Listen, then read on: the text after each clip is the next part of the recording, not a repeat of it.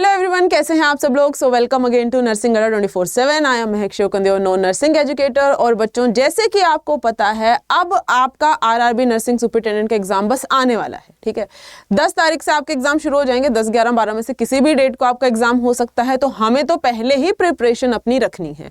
और आप लोगों के सामने में जितनी भी वीडियो लेकर के आई हूं, मैंने हर बार आपको एक ही चीज बोली है। वो क्या है? वो ये है कि भाई नर्सिंग तो सब पढ़ के जाएंगे, जो आपको औरों से अलग बनाएगा वो है नॉन नर्सिंग।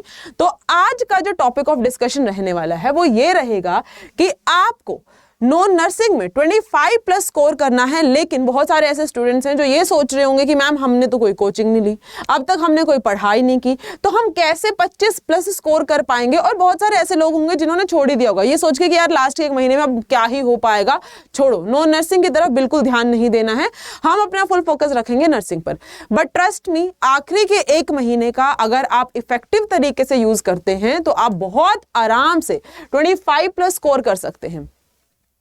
अब वीडियो के लास्ट तक आपको बने रहना है, क्योंकि 2 इंपॉर्टेंट चीजें हैं जो मैं आपको बताने वाली हूं। लेकिन पहले आप पूरी स्ट्रेटेजी सुनिए, उसके बाद एंड में मैं आपको 2 ऐसी चीजें बताऊंगी जिसकी हेल्प से आप जो है बहुत अच्छा स्कोर कर पाएंगे। आइए पहले तो हम समझ लेते हैं कि अपने पास क्या क्या पूछा जाता है। अगर हम नॉन नर्सिंग की बात करेंगे तो अपने ये सब्जेक्ट्स होते हैं। पहले आपके पास आती है जी जीके। जीके में आपके पास दोनों चीजें आएंगी, करंट अफेयर भी पूछा जाएगा और आपका जनरल नॉलेज का जो पोर्शन होता है, जिसमें हिस्ट्री, पॉलिटी, ज्योग्राफी कुछ भी आ सकता है, कहीं से भी वो क्वेश्चन आपसे पूछे जाएंगे। वही 2 सेक्शन के अंदर डिवाइडेड होता है। लास्ट 6 मंथ के करंट अफेयर पे आपको फोकस करना है और साथ ही साथ आपका जो स्टैटिक जीके है, या तो फिर आपका ज्योग्राफी हो गया, आपका पॉलिटी हो गया, या तो फिर हिस्ट्री हो गया, है ना। उसके अलावा हम बात करते हैं अपने सेकंड जो आपका पेपर या सेकंड जो आपका सब्जेक्ट आता है, दैट इज जनरल साइंस। ये आपका 10th लेवल तक का साइंस इसमें पूछा जाता है। अगर मैं जीके और करंट अफेयर की बात करूं, ये भी आपके पास 10 मार्क्स का रहता है। और अगर आप इसकी बात करेंगे जनरल साइंस की, ये भी आपके पास 10 मार्क्स का रहेगा। Then we have quantitative aptitude and reasoning. ये कंबाइन बच्चों अपने पास 10 मार्क्स का आता है। तो टोटल मिला करके आपके पास नॉन नर्सिंग की जो वेटेज हो जाएगी एग्जाम में, वो होने वाली है 30 मार्क्स, यानी कि 30% आपका नॉन नर्सिंग आएगा और बाकी का 70% जो आपका कोर नर्सिंग है वो आने वाला है। देखो, कोर नर्सिंग की तैयारी तो आप लोग कर ही रहे हैं और वो आपका कोर सब्जेक्ट है, तो वो तो बट ऑब्वियस बात है, पढ़ के जाना ही है। लेकिन नर्सिंग के साथ साथ नॉन नर्सिंग पर कैसे फोकस किया जा सकता है? तो अगर हम बात करते हैं सबसे पहले जनरल साइंस की। जनरल साइंस एक ऐसी चीज है जो आप लोगों में से हर कोई स्टूडेंट पढ़ के जा सकता है, क्योंकि आप लोगों ने उसको ऑलरेडी पढ़ा हुआ है। इट इज लाइक कि आप उसको रिवाइज कर रहे हो, चाहे किसी ने कोचिंग ली है या कोचिंग नहीं ली है। लेकिन 10th तो सबने की है ना, 10th करने के बाद ही तो यहां तक पहुंचे हो। अगर 10th की है तो भाई साइंस भी पढ़ी होगी।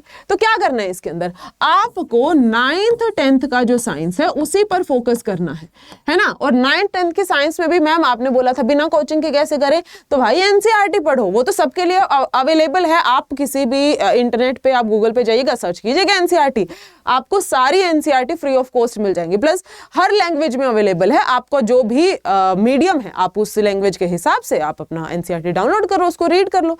ठीक है, तो आप एनसीईआरटी पे फोकस कर सकते हैं। अब इसमें देखो, बहुत सारे ऐसे स्टूडेंट्स होंगे जिनको लगेगा कि मैम चलो ठीक है पढ़ लेंगे, लेकिन क्या सच में हो पाएगा? हाँ, हो सकता है, क्योंकि बायोलॉजी तो आपको ऑलरेडी आती है। आपको फोकस कहाँ करना है? फिजिक्स और केमिस्ट्री पे करना है। जब आप एक बार फिर से इन चीजों को पढ़ेंगे एनसीईआरटी की मदद से, आपको ऐसा लगेगा कि हाँ बस रिकॉल ही तो कर रहे हैं, we already know about these things. ठीक है, तो ये जो 10 नंबर है, ये बहुत ही ईजी स्कोर है आपके पास और आप इसको स्कोर कर सकते हैं। तो एनसीईआरटी पे फोकस कीजिए और 9th 10th तक ही अपना लेवल रखना, इसके ऊपर आपका नहीं जाएगा। क्योंकि 11th 12th तक आपका जो अगर पीवाईक्यू एनालिसिस किया होगा, आपको पता चल गया होगा क्वेश्चन उतना टिपिकल आपसे नहीं पूछा जाता है। अब हम इसके बाद बात करते हैं किसकी बच्चों? जीके की। तो देखो, जीके में मैंने आपको वही बोला कि 2 पोर्शन इसमें आते हैं। करंट अफेयर का इक्वल वेटेज है as same as your other GK का पोर्शन ना। 5 सवाल आपके करंट अफेयर से पूछे जाएंगे, 5 सवाल आपके बाकी का जो ये ज्योग्राफी, पॉलिटी, हिस्ट्री, ये सब कुछ है, इसमें से पूछा जाएगा। तो अब करंट अफेयर के लिए क्या करना है? करंट अफेयर के लिए आपको लास्ट 6 मंथ का करंट अफेयर करना है। आप लोगों के लिए मैंने प्रॉपर वीडियो बनाई है जीके को लेकर के कि कौन से टॉपिक्स इंपॉर्टेंट है, किन किन टॉपिक्स को फर्स्ट प्रायोरिटी पे रखना है।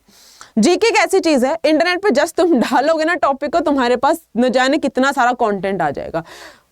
उसमें से भी मैंने आपको प्रिसाइज करके बताया है। जो जो टॉपिक मैंने उस वीडियो में आपके साथ डिस्कशन किया था वो मैं लिंक डलवा दूंगी तुम्हारे पास, तुम देख लेना जाकर के चैनल पे, आपको मिल जाएगा कि टॉप 20 टॉपिक्स जो जीके के पढ़ के जाने हैं, आप उनको देखिए। ज्योग्राफी में से क्या जरूरी है, आपके प्रीवियस ईयर पेपर के बेसिस पर एनालिसिस करके मैंने आपको बताया है। पॉलिटी में से कहां से सवाल पूछे जाते हैं और हिस्ट्री में कहां से सवाल पूछे जाते हैं। और इसके लिए ऐसा नहीं है कि तुमको बहुत ही ग्रंथ पढ़ के जाने, नहीं। अगर आप पीवाईक्यूज के बेसिस पर अपना पूरा का पूरा लास्ट मंथ इन्वेस्ट करेंगे उन टॉपिक्स के अंदर जो आपके इंपॉर्टेंट है, बहुत आसानी से आप इसको कवर कर पाएंगे। लेकिन अगर अंधाधुंध पढ़ना शुरू कर दोगे तो जीके इतनी वास्ट है कि तुम्हारे कुछ चुनिंदा ही टॉपिक कवर हो पाएंगे और पता चले वहां से क्वेश्चन भी नहीं आया। तो जीके में आपको स्मार्ट स्टडी करना है। ये नहीं है कि कुछ भी उठाया, कोई भी किताब मिल गई, वहां से आपने सोचा कि मैम अब पढ़ लेते हैं, ये किताब ही पढ़ के जाने, ऐसा नहीं होगा। ठीक है, तो इसके लिए करंट अफेयर के जितने भी आपके वीडियो लेक्चर्स आए हैं आप उनको देख सकते हैं। पीडीएफ आपको टेलीग्राम चैनल पे अवेलेबल है, आप उनमें से गो थ्रू कर लीजिए। रोज आपके पॉइंटर्स मैं टेलीग्राम चैनल पे भेज देती हूँ, आप उनसे गो थ्रू कर लीजिए। बाकी इसके लिए जो मोस्ट इंपॉर्टेंट टॉपिक का डिस्कशन हम लोगों ने किया है, आप उस वीडियो को देख लीजिए एंड गो थ्रू दोस। ठीक है जी, आगे बढ़िएगा।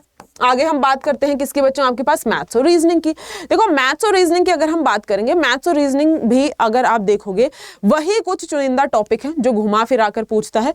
जैसे कि आप बात कर सकते हैं कोडिंग डिकोडिंग से ही क्वेश्चन पूछा जा रहा है बार बार, कोडिंग डिकोडिंग का क्वेश्चन हर बार पूछा जाता है। ठीक है, उसके अलावा आपका नंबर सीरीज हो गया, अल्फाबेट सीरीज हो गया, फिर मिसिंग अल्फाबेट का क्वेश्चन यहीं से बन जाता है। अच्छा, अभी जो नया नया उसने पूछना शुरू किया रीजनिंग में से सिटिंग अरेंजमेंट का क्वेश्चन पूछता है बच्चा, और सिटिंग अरेंजमेंट का क्वेश्चन आप लोगों से हर बार पूछा जा रहा है।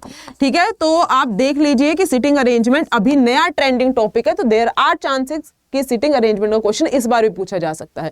उसके अलावा ब्लड रिलेशन, लेकिन ब्लड रिलेशन जो आपके पास है वो ब्लड रिलेशन आपका सीक्वेंशियल फॉर्म में आने लग गया, कोडेड फॉर्म में आता है, वो सीधा ब्लड रिलेशन नहीं पूछ रहा।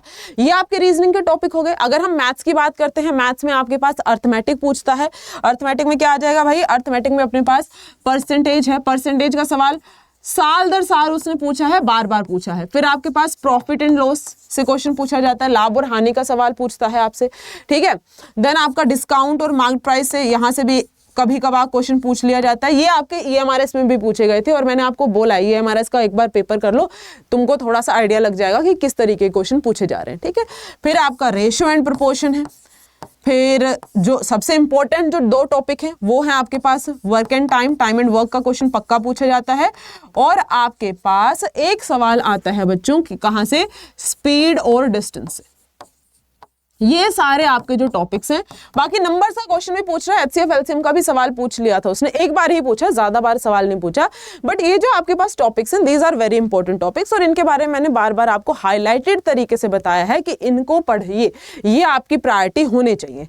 अब लेकिन वहां पर जब हम जीएस की बात कर रहे थे, जब हम जीके की बात कर रहे थे, मैंने आपको बोला कि पॉइंटर्स पढ़ लीजिए, आपको थ्योरी जो है उससे गो थ्रू करना पड़ेगा। यहाँ पर मैथ्स और रीजनिंग की अगर आप बात करोगे, यहाँ पे क्वेश्चन प्रैक्टिस के बिना काम नहीं चलेगा। आपको क्वेश्चन प्रैक्टिस करनी ही करनी पड़ेगी। और कैसी क्वेश्चन प्रैक्टिस करनी है, वो आपकी पीवाईक्यू बेस्ड क्वेश्चन प्रैक्टिस होनी चाहिए। अगर आप इस तरीके से पढ़ेंगे तो बहुत आसानी से आपके 25+ आ जाएंगे। अब सबसे इंपॉर्टेंट चीज पीवाईक्यूज आपको करने हैं। ठीक है, सारे के सारे पीवाईक्यूज की अब लास्ट मोमेंट पे आकर के आपको सारे पीवाईक्यूज लाइन से अपना बैठो, 2015 से उठाओ, जितने भी प्रीवियस ईयर पेपर मिल रहे हैं वो करो। जैसे ही आरआरबी डन हो जाता है, एएमआरएस के पेपर उठा लेना, वहां से प्रैक्टिस करना शुरू करना। आरआरबी में ना अभी आपको पता होगा आरआरबी जेईई का भी पेपर आने वाला है, सारे आरआरबी ने अपना पूरा शेड्यूल निकाला है, वो सारे के सारे पेपर आएंगे। अगर आप उसके किसी और सब्जेक्ट के भी पेपर मतलब प्रैक्टिस के लिए अगर क्वेश्चन चाहिए, वहां से भी उठा के आप कर लीजिए प्रैक्टिस, तो सेम ही क्वेश्चन रोटेट होते हैं, कुछ ऐसा नहीं कि कोई नया ही बन के आ जाएगा। ठीक है जी, चलेगा। अब देखो, आपको पता है कि बहुत बेहतरीन तरीके से पेड बैचेस में अभी क्लासेस चल रही हैं, वैलेंटाइन वीक चल रहा है, बहुत मस्त तरीके से तुम लोग मना रहे होंगे। कोई भी तुमको देखो रिपब्लिक डे पे गिफ्ट मिलता है, हर बार तुमको किसी ना किसी, मैम होली आ रही है, दिवाली आ रही है, गिफ्ट से गिफ्ट्स आ रहे हैं, लेकिन वैलेंटाइन डे पे तो कोई गिफ्ट नहीं देता। लेकिन मैं आप लोगों के लिए गिफ्ट लेकर के आई हूं आज। ठीक है, वो रहने वाला है। अब जब वादा किया था कि बिना कोचिंग के आपको मिलने वाला है क्या 25+ नंबर नॉन नर्सिंग में, अब उसके लिए मैं आपको तरीका बताती हूँ। आपको क्या करना है बच्चों, आप अपने ब्राउजर में अड्डा 24/7 सर्च कीजिएगा। जैसे आप अड्डा 24/7 सर्च करेंगे इस तरीके का आपका इंटरफेस आएगा। आपको यहाँ पर जाना है ऑल कोर्सेज पर, ऑल कोर्सेज से आप जाइएगा नर्सिंग पर, नर्सिंग से आरआरबी नर्सिंग सुपरिटेंडेंट पर। अब आपके पास मैं ले आई हूँ फ्री बैच जिसका नाम क्या है, चरक। अब ये फ्री ऑफ कॉस्ट है, इसमें आपके पास आपको कुछ पे नहीं करना है, कोड मैं यहाँ पे आपको बता दूंगी, ठीक है। लेकिन खास बात इसकी ये है कि ये जो बैच आपका रहने वाला है बच्चों, ये रहेगा आपका ऐप ओनली।